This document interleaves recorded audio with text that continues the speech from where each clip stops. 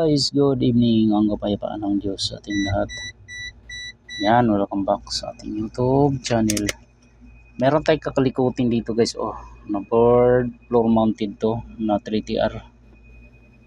Ang issue nito mainboard ang problema nito eh. At tingnan nyo yung ano guys yung board nya hindi na yung display, hindi na siya kompleto. Ayan ang issue nito guys, E1 error. Nag-iiwan daw ito eh. Yan. Kasi nagpa-fluctuate yung kanyang supply dito. Nag-fluctuate. Namamatay. Nagbi-blink lang. Yan. Okay. Tingnan natin to kung ano magagawa natin dito. Shoutout pala kay bunutin ko muna to. Kay tropang Romil Padillo from Butuan City. Yan. Guys, baka may magpaparepair dyan sa taga Butuan. Yan, PM nyo lang yan, taga Butuan City, kay Romel Padillo. Mahusay gumawa yan, si tropa. Ayos, magre-repair muna ako. Shout out sa mga tropa nating mga ngalikot dyan. Kalikot tayo ng kalikot guys. Tingnan muna natin yung nito, yung kanyang pag ganyan kasi kulang na yung display dito, may posibilidad sira yung ating system, itong IC na to. Pero i-check ko muna yung mga resistor, baka nanditong open yan, open ang mga resistor, para sureball tayo no. Ang gawin ko dito, i-check ko muna to isa-isa, mga resistor, yung dito sa paligid, tapos yung dito, resistor dito sa supply natin. Tingnan natin to. Tingnan natin yung mga resistor niya. 670 ohms, 330. Itong mga to sa gilid 390 to, 390 ohms, pare-pareho yan. Yung 8 390, itong gilid na to. Okay, 386 pasok naman. 388 itong isa, 386, 388 itong isa. Wala yung pang 8, wala open to yung 390 ohms. Yan, ito iano ko muna to, bunutin ko muna to. Tingnan natin to kung bunutin ko muna to guys, palitan ko muna yan, tapos tingnan natin kung nagbago, tapos mag check tayo sa ibang part naman, ibang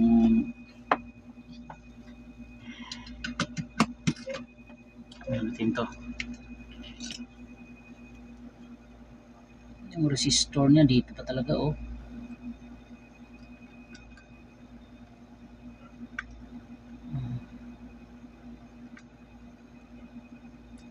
yun, ito yung resistor nya 390 ohms, 390 ito tingnan natin to.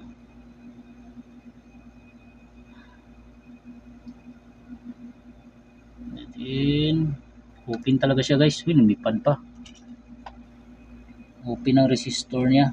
Ito 390 ohms. Mga ahoy tayo guys. Ito may mga kahuyan naman ako dito medyo maliit lang siya na resistor.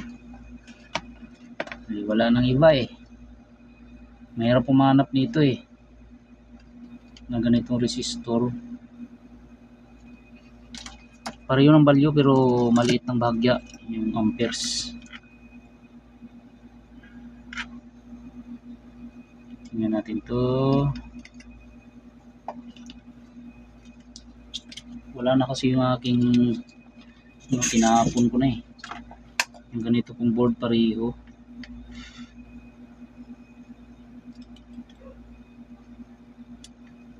Yun.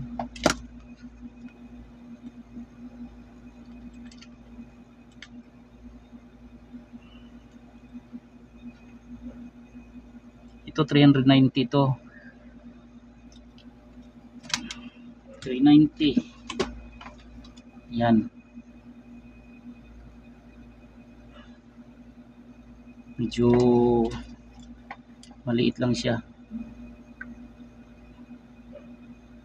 Pero 390 ohms. Yan.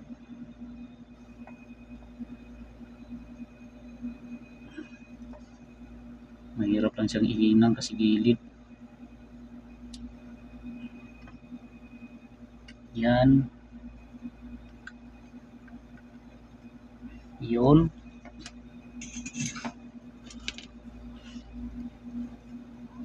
Tingnan natin kung makumpleto to. Yung kanyang lead. 390 ohms. Ayan. Subukan natin ulit guys. Isaksak. Kung kumpleto na ulit ang kanyang lead.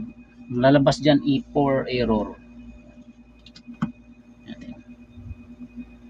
Tingnan natin to. Ayan. Oh, kumpleto na guys, oh. Oh. Ayan, oh. Isa lang pala ang tama. Tinamaan yung ano guys, isang piraso. Yung kanyang resistor. Yan, kumpleto na yung kanyang display. At tumutin ko muna.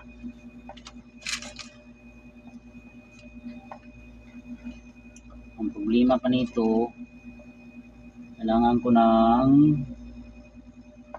resistor. Itong resistor na to sa filter, medyo iba na ang kulay. Ganitong kulay, mas maganda kung palitan na lang eh. Iba na talaga kulay niya guys. Tigas oh.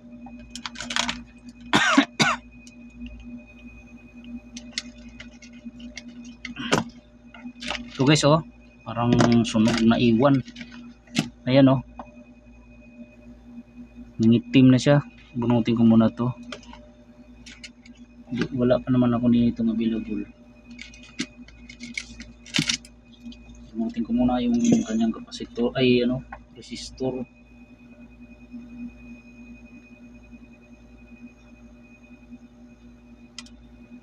Bunot. Ay, init. Tingnan natin kung anong value nito. Medyo may bakat na nasunog eh.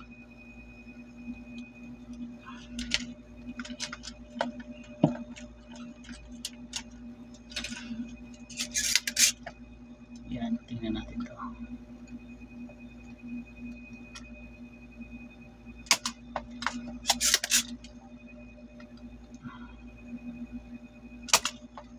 Yun. Tingnan natin yung value kung karapat dapat pa ba o hindi na.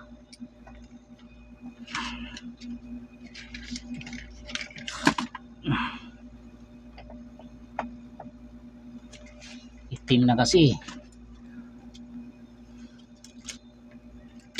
Hindi naman lahat ng ano guys, hindi lahat ng nagbago yung display niya ay yan lang ang naging problema. Minsan pag dito pag may problema na to, ganyan din nangyayari. Tingnan natin to resistor niya ha. Medyo sama talaga ng kulay. Oh, itong isa madala-dala pa eh. Pero itong isa grabe. Tingnan natin to anong value nito. 222K. Tingnan ko nga. 220 lang to eh. Oo nga, 220 nga. 222 na to. Itong isa. 224. Bang ano to? Red 220 nga lang to. Itong value nito. Magpas na siya ng ano 3.5 ohms. Maganda mapalitan to. Palitan ko na lang to. Maghanap ako ng floor mounted din na ano, nakapareho nito. 220k. Palitin na guys yung 220k nya. Kaso di ko matapos to. Ang ano nito.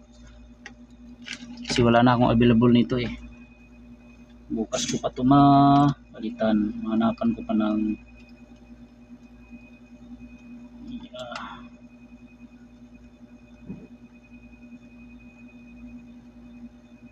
alam mo kung meron ako nito sa shop eh.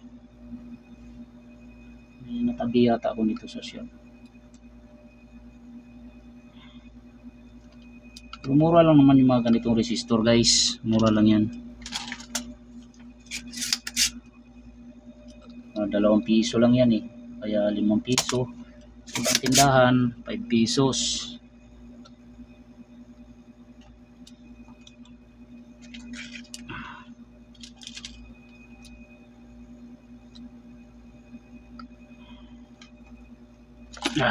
Oh.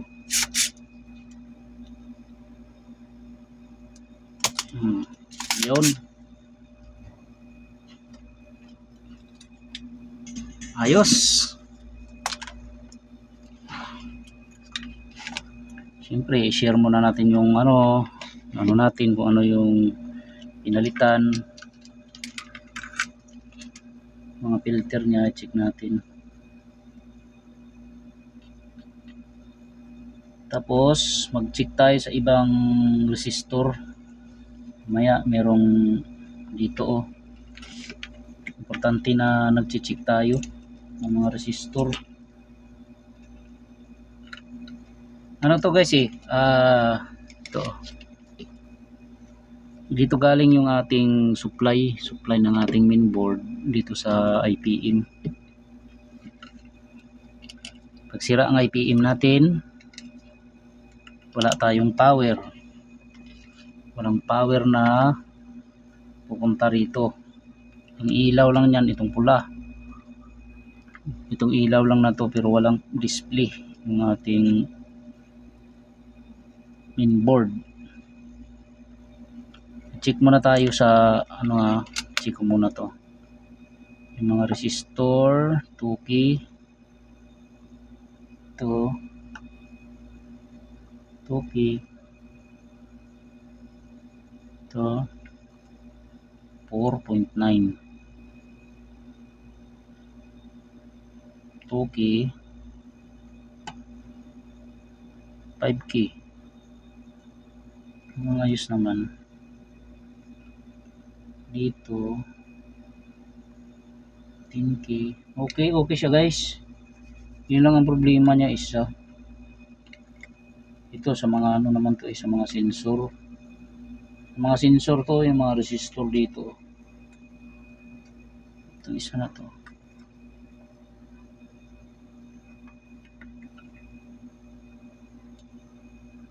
Yan, mga sensor lang to. Okay, wala naman ako nakita. Ay, naputol na to. Putol yung ano Okay na to guys. Ano lang to, ito na lang ang kulang. Itong resistor, palitan ko na lang kasi medyo sunog na talaga siya eh. 220k. Nag-change value na rin siya kasi maabot na siya ng 225k. Palitan na lang natin to para sigurado. Kasi nagano na siya, iba ng kulay tingnan niyo naman para sure ball. Pero kumpleto na yung ating display na repair na. Yan lang naman ang i-share natin sa mga tropa natin dyan. Yan, baka maka-encounter din kayo ng ganito 3TR. Hindi lang naman pang ano to, pang kulin, hindi lang pang kupil, halos universal na to na board. Pag wala kayong display, i-check nyo muna mga resistor o kaya putol ang display. Yan, pag wala talagang power to guys, sukatan nyo dito may supply to, galing yun dito sa ating power supply. Yan, sukatan nyo kaagad to para sure ball. Kahit itong filter lang sukatan nyo, itong kapasitor na to, may ma-reading kayo na supply dyan. Mababa lang ang supply nyan, only 15-12 volts. Yan, okay, wala na, sa tingin ko wala na, na-check ko naman lahat. Okay, ayos na to guys. Kaya senior ko lang kung paano natin na repair yung kanyang display board. Hindi siya kumpleto. Yan, ayos, salamat sa Diyos, nakatsamba, tsamba-tsambahan lang talaga. Tsaka sana may nakuha idea ating mga tropa dyan, ang mga ngalikot. Salamat sa Diyos.